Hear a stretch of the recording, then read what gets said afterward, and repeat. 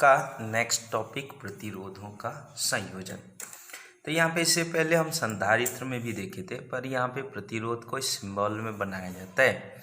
तो यहाँ पे एक बैटरी ई के माध्यम से इसको श्रेणी क्रम में जोड़ते हैं। तो यहाँ पे 3 प्रतिरोध है, R1, R2, R3, है ना। अच्छा, श्रेणी क्रम फर्स्ट, इसका जो लास्ट वाला पूंछ है उसके पहले से, और इसका लास्ट जो है उसके पहले से आपका जुड़ा होता है। इसमें आई धारा प्रवाह किया जाता है, ठीक है। तब यहाँ पे जो विभवांतर है वो V1, यहाँ भी विभवांतर V2, यहाँ भी विभवांतर V3 होता है। अब यहाँ से V1 इक्वल टू यहाँ पे होता है I/R1, I जो होता है वो पूरा एक होगा, V2 equal to I into R2, है ना, और V3 equal to I into R3। ऐसा ये फर्स्ट सेकेंड थर्ड आप कर सकते हैं। अब देखिए यहाँ से जो परिणामी विभव है ना, वो परिणामी विभव वो आपका कितना हो, V हो, तो V बराबर V1 plus V2 plus V3 यहाँ होगा। अब यहाँ से परिणामी रेजिस्टेंस R हो तो IR, IR1, IR2 और IR3 होगा। अब यहाँ II कैंसिल होगा दोनों साइड में, तो II आप निकाल सकते भी हैं, IR R1 plus R2 plus R3 यहाँ पे। तो प्रतिरोध को जब जोड़ देंगे ना, कौन से क्रम में, श्रेणी क्रम में, तो परिणामी प्रतिरोध जो होता है वह अलग अलग प्रतिरोधों के योग के बराबर, अर्थात प्रतिरोध बढ़ जाता है। उसके बाद यहाँ पे है आपका समांतर क्रम। समांतर क्रम में क्या होता है कि सबका एक सिरा एक साइड पे और दूसरा सिरा अनदर साइड पर। यहाँ भी एक बैटरी या सेल, यहाँ पे धारा I प्रवाह करते हैं। इसमें आपका क्या होगा, R1 resistance, R2 resistance, R3 resistance. यहाँ I बढ़ जाता है, ये I1, ये I2, ये I3। पर इसमें दो बिंदुओं के बीच जो विभव होता है वो बिंदु बदल नहीं रहा है, वह V हो जाता है। फिर वही से आपका V इक्वस टू IR होता है ना। तो उस आधार पर हम लोग क्या होता है, V कांस्टेंट होगा, ठीक है। तो यहाँ से V कांस्टेंट होगा तो I1 बराबर क्या होगा, V/R1, I2 बराबर यहाँ से V/R2 और I3 बराबर V/R3 यहाँ होगा। मतलब यहाँ से परिणामी जो धारा है वह धारा को जोड़ा जाता है I1, I2, I3। तो V कितना होगा, R, यह resultant V/R1 plus V/R2 plus V/R3, V cancel होगा। तो यहाँ रेजिस्टेंस होगा 1/R equal to 1/R1 plus 1/R2 plus 1/R3।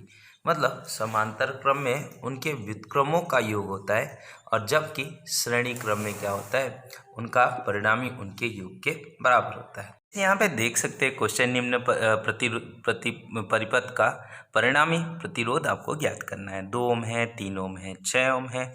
ये दोनों देख सकते हैं आप लोग समांतर क्रम में, और ये श्रेणी क्रम में है। तो पहले समांतर क्रम को हल करता हूँ। 3 ओम व 6 ओम आपका कौन से क्रम में, समांतर क्रम में है। तो समांतर क्रम में 1/, कितना होता है, R' मान लेते हैं। तो 1/3 प्लस 1/6 यहाँ पे हो जाएगा, और इन दोनों का लसा हो जाएगा 6, और ये होगा 2 + 1 मतलब 3/6 मतलब 1/2। तो 1/R' बराबर 1/2 हुआ। तो R' बराबर कितना होगा, ये होगा 2 ओम।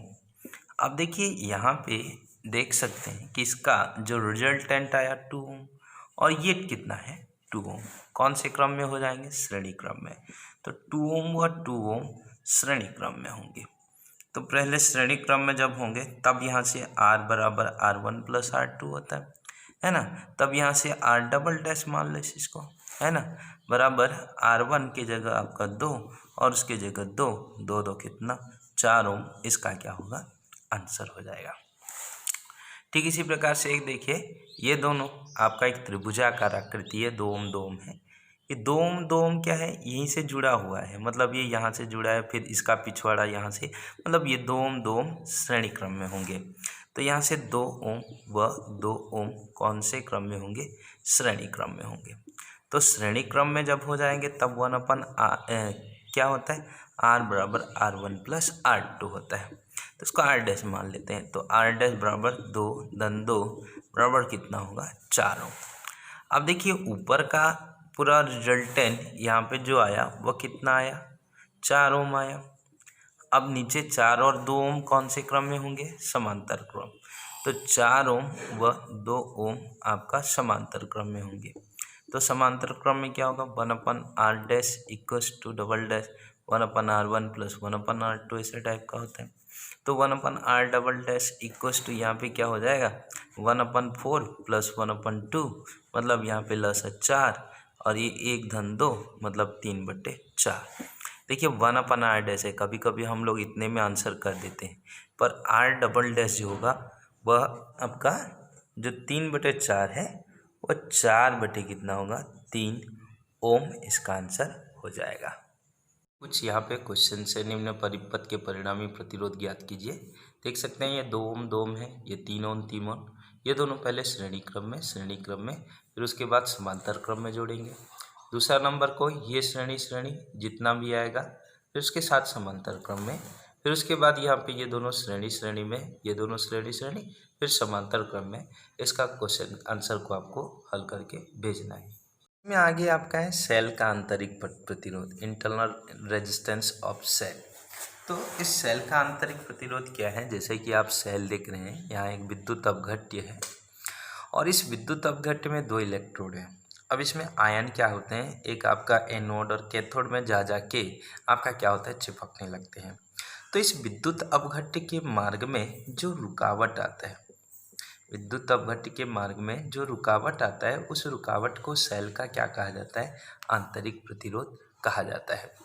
इसको सिंबॉलिक तौर से ऐसा प्रयोग करते हैं, ये एक आपका बैटरी सेल जो भी है, अब सेल किस चीज़ को बोलते हैं, थोड़ा सा जो आपका क्या होता है, जो रासायनिक ऊर्जा को है ना, जो रासायनिक ऊर्जा को क्या करता है, विद्युत ऊर्जा में कन्वर्ट करता है, उसे हम लोग क्या कहते हैं, आपका सेल कहते हैं।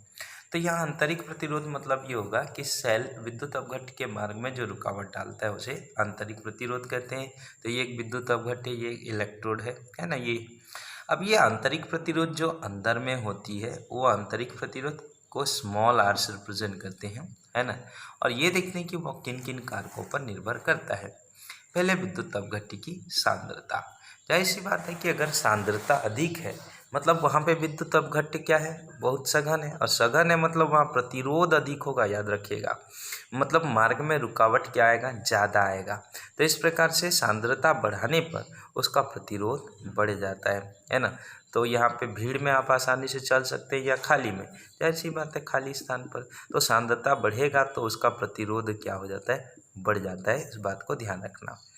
इलेक्ट्रोड के बीच की दूरी, जाहिर सी बात है अगर इलेक्ट्रोड के बीच की दूरी अधिक होगा तो यहाँ से अपघट्य को ज़्यादा आने में बहुत ज़्यादा क्या होगा, दूरी तय करना पड़ता है। तो दूरी भी बढ़ेगा, इलेक्ट्रोड के बीच का जो डिस्टेंस अगर बढ़ेगा तो भी आपका प्रतिरोध बढ़ जाता है। तीसरा होता है विद्युत अपघट्य में डूबे इलेक्ट्रोड का प्रभावी क्षेत्रफल। जाहिर सी बात है अगर क्षेत्रफल ज़्यादा से ज़्यादा होगा तो उस स्थिति में क्या हो जाता है, जो कण है वो अधिक से अधिक आयन क्या करेंगे, जल्दी जल्दी चिपकेंगे, मतलब ज़्यादा क्षेत्रफल होगा तो वहाँ प्रतिरोध क्या हो जाता है, आपका कम हो जाता है, ये याद रखना। अगला है विद्युत अपघट्य का ताप। इससे पहले भी मैंने आपको बता चुका है, ताप बढ़ाने पर वहाँ पे सांद्रता क्या होता है, कम हो जाता है। सांद्रता आपका कम होता है, जैसे चाशनी होता है, चाशनी को हम लोग गर्म करते हैं तो वो ढीला होता जाता है, तो वह आसानी से क्या कर सकते हैं, घूम फिर सकते हैं। तो ताप बढ़ाओगे तो उसका प्रतिरोध जो होता है वह प्रतिरोध क्या हो जाता है, कम हो जाता है। तो इस प्रकार से धारा का मान बढ़ जाता है। तो इस प्रकार 4 अलग अलग स्थिति होता है, विद्युत अपघट्य का ताप, उसका क्षेत्रफल, उसकी बीच की दूरी और आपका सांद्रता। तो इस प्रकार से ये होता है आपका सेल का आंतरिक प्रतिरोध, है ना, और उसकी निर्भरता। आशा करते हैं वीडियो आपको समझ में आया होगा।